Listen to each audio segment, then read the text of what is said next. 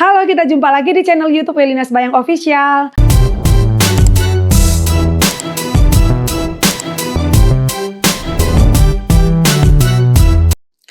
Halo teman-teman, kita kembali lagi melakukan pembahasan soal persiapan teman-teman yang mau ujian P3K Kebidanan dalam waktu dekat di tahun 2023 ini. Sebelumnya saya mau infokan kepada teman-teman kalau channel YouTube Welina Sembayang Official memiliki kelas privat bimbel online bagi teman-teman yang mau persiapan UKOM dan juga P3K Kebidanan. Dan khusus bagi teman-teman yang mau ikut tes P3K Kebidanan, kita tidak hanya membahas soal teknis saja tetapi juga soal manajerial, sosial, kultural juga tetap kita bahas. Oke teman-teman, kita langsung saja bahas soal nomor 1. Seorang perempuan umur 23 tahun, gravida 1, partus 0, abortus 0. Usia kehamilan 38 minggu. Artinya di sini sudah aterem ya teman-teman. Kita tahu usia kehamilan aterem itu 37 sampai 42 minggu. Datang ke praktek mandiri bidan dengan keluhan mules dan sudah mengeluarkan lendir darah dan air ketuban. Hasil pemeriksaan pembukaan serviks 9 cm, kepala turun di HOT 2, sutura tulang kepala janin bersentuhan dan menyatu namun masih dapat dipisah saat diraba. Nah, berarti di sini dia sudah infartu ya teman-teman, pembukaannya 9 cm. Pertanyaannya, bagaimana penulisan molase atau penyusupan pada kasus tersebut ke dalam partograf? A0, B1, C2, D3, E4. Nah, jadi saya mau terangkan untuk penulisan molase atau penyusupan kepala janin pada lembar partograf itu simbolnya itu adalah 0, 1, 2, 3.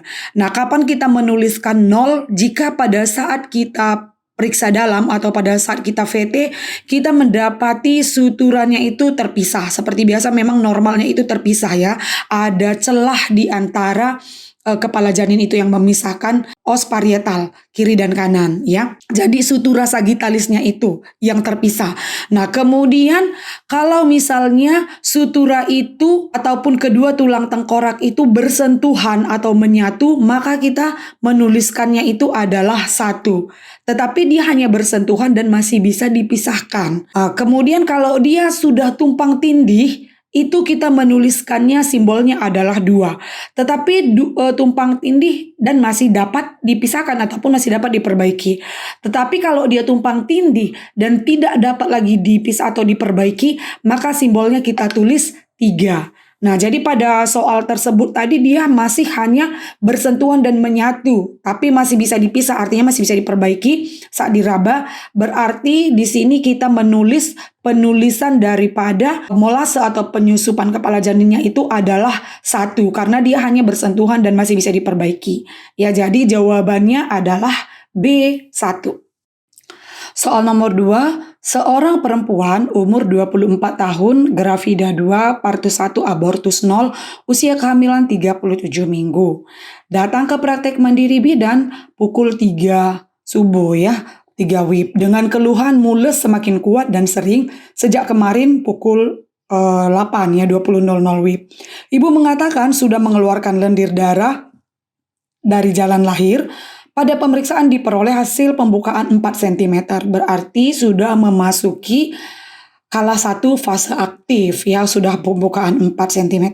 Ketubannya masih utuh, presentasi kepala, penurunan 3/5, kontraksi 3 kali dalam 10 menit, lamanya 40 detik.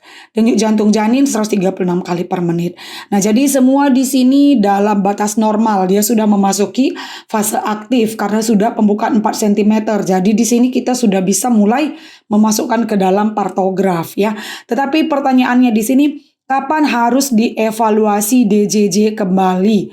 Nah, jadi di sini saya mau kita baca opsinya dulu. A pukul 03.00, B 03.30, C 5.00, D 5.30, E pukul 7.00 WIB. Nah, jadi teman-teman kita harus tahu apa-apa saja yang diperiksa minimal dalam 30 menit sekali di partograf. Nah, jadi teman-teman setiap 30 menit sekali yang wajib kita periksa itu adalah denyut jantung janin, kontraksi ataupun his, dan juga nadi. Nadi ibu itu bisa kita periksa setiap 30 menit sekali. Sedangkan setiap 4 jam sekali kita melakukan pemeriksaan, yaitu pembukaan ya, berarti kita melakukan VT ya, kita melakukan periksa dalam. Di situ kita melakukan pemeriksaan untuk mengecek pembukaan serviks dan juga penurunan kepala. Dan juga 4 jam sekali juga kita melakukan pemeriksaan vital sign ya, tekanan darah ibu dan juga suhu ibu, dan juga pemeriksaan urin untuk mengecek aseton dan protein urin. Itu bisa kita lakukan setiap 2-4 jam sekali. Jadi kita harus ingat yang 30 menit sekali wajib kita periksa itu adalah DJJ, kontraksi, dan nadi. Nah, jadi di sini tadi pertanyaannya kapan harus dilakukan evaluasi kembali DJJ? Karena di sini keterangannya dilakukan pemeriksaan itu pada pukul 3.00, maka kita kembali melakukan pemeriksaan DJJ itu adalah pada pukul 3.30. Jadi jawabannya adalah B. Oke, teman-teman, soal berikutnya ini adalah tentang soal sosial kultural. Jadi teman-teman, kelas bimbel privat juga kita membahas juga tentang soal-soal sosial kultural, tapi memang proporsinya tetap lebih banyak soal teknis. Karena memang nanti pada saat ujian juga proporsinya itu lebih banyak soal teknis. Nah, prinsipnya soal sosial kultural ini lebih menegaskan atau berfokus pada sikap ya, bagaimana sikap kita terhadap kerjasama, integritas, empati, dan sebagainya. Nah, langsung saja kita baca soalnya. Di sini soalnya, saya akan bekerja sendiri secara maksimal tanpa merepotkan anggota saat ditunjuk menjadi ketua tim dalam panitia pekan imunisasi di puskesmas tempat saya bekerja. Nah, teman-teman perlu ketahui bahwa prinsipnya dalam menjawab soal ini kita hanya memilih option A atau E. Kita tidak perlu memilih option B, C, dan D. Karena nilai paling tinggi itu, skornya itu adalah pada poin A dan poin E. Jadi prinsipnya kita hanya menganalisis soal apakah ini merupakan pernyataan positif atau pernyataan negatif. Jadi jika ini pernyataan positif, maka kita pilih sangat setuju.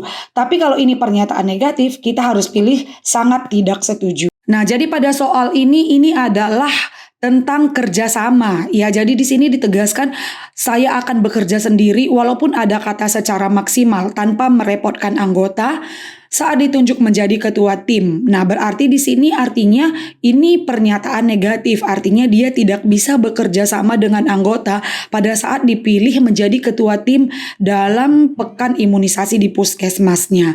Nah, jadi ini merupakan pernyataan negatif. Seharusnya sebagai ketua tim kita bisa melibatkan anggota dan bisa bekerja bersama-sama dalam poin ataupun dalam pekerjaan yang sudah ditunjuk. Jadi di sini karena ini merupakan pernyataan negatif, artinya dia tidak bisa bekerja sama dan melibatkan anggota, maka jawaban yang paling tepat ataupun skor yang paling tinggi itu adalah E, sangat tidak setuju. Sebelumnya saya mau infokan kepada teman-teman kalau channel YouTube Elina Sembayang Official memiliki kelas privat bimbel online bagi teman-teman yang mau persiapan UKOM dan juga P3K kebidanan.